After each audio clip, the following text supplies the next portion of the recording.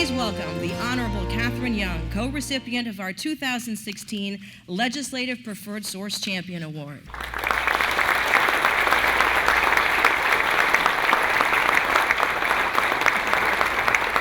Thank you, and I am thrilled to be here tonight. And I accept this award tonight in honor of my friend, Margaret Eaton.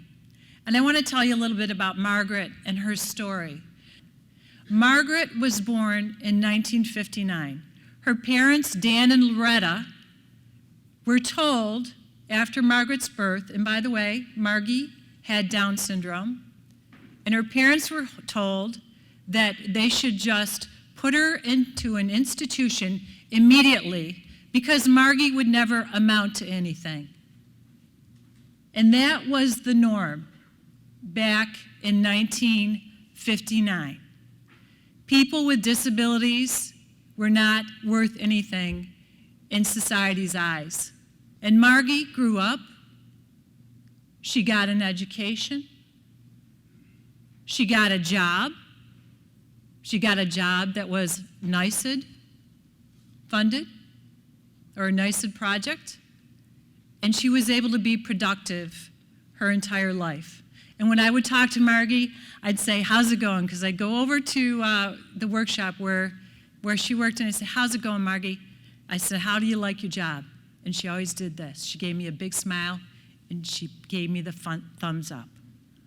Because she loved her job, and she loved the dignity of being able to earn a paycheck. And really, that's what the Preferred Source program is all about.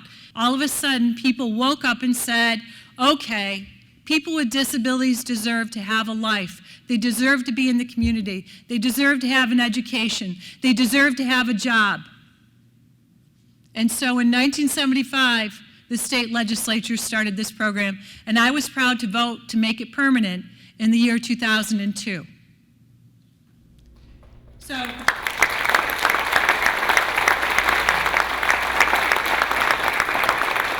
So in many respects, however, it's very alarming, very concerning, very disappointing, not only to me, but to people I'm sure in this room, and parents like Margie's parents and people with disabilities across the state, because in many ways in the last couple of years, it feels like we are going backwards in some regards. The people with disabilities are losing employment opportunities instead of gaining.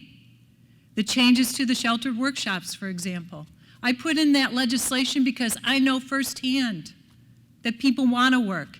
And if they don't have that job, then they will sit at home with nothing to do, just like it was in 1959. We cannot go back there. We will not go back there. I am committed to work as hard as I can in the state Senate to make sure that we maintain and grow employment opportunities for people with disabilities. It is a critical mission.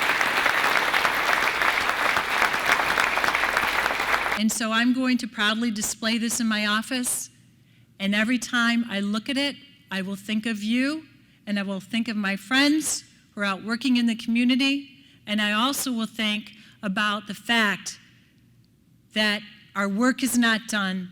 We have to double our efforts and make sure that people with disabilities have the same job opportunities and the same success that others have. So thank you so much. I'm so honored.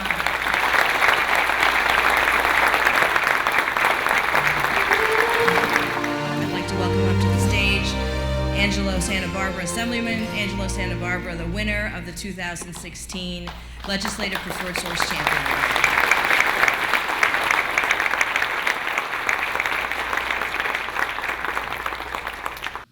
Autism is the fastest growing developmental disability in the country now. There's a crisis for support services that needs immediate attention. This is some of the work Senator Young and I are doing up at the Capitol. This is something we have taken to heart. We have a passion for it. And it's not just on awareness days that we need to think about this. It's every day. I'm very proud to carry a package of legislation championing some bills that are really making a difference. Bills that begin to find solutions for children and adults living with developmental disabilities. I'm proud to support great partners. When we unveiled the Autism Action Package NYSID was the first one there at the table. They were up there to support these bills. I want to give them another round of applause for being there, for stepping up, for being there. And the truth is, NYSID is always here for our families, our friends, our neighbors, creating meaningful opportunities, employment opportunities for all those with developmental disabilities. It's about finding more job opportunities like we're talking about, providing independent housing options, access to information, technology, assisting in communication with law enforcement, with first responders, and most importantly, creating a centralized services where people know where to find the information quickly and when it's needed. We also call for the first statewide autism action plan in New York that can help thousands of families. A plan that continually monitors, collects, and updates new information as it becomes available. This year, that bill passed both houses unanimously.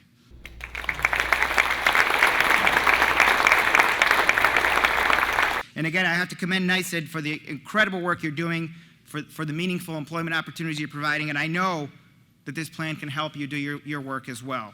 Autism Action is just a first step in turning awareness into action.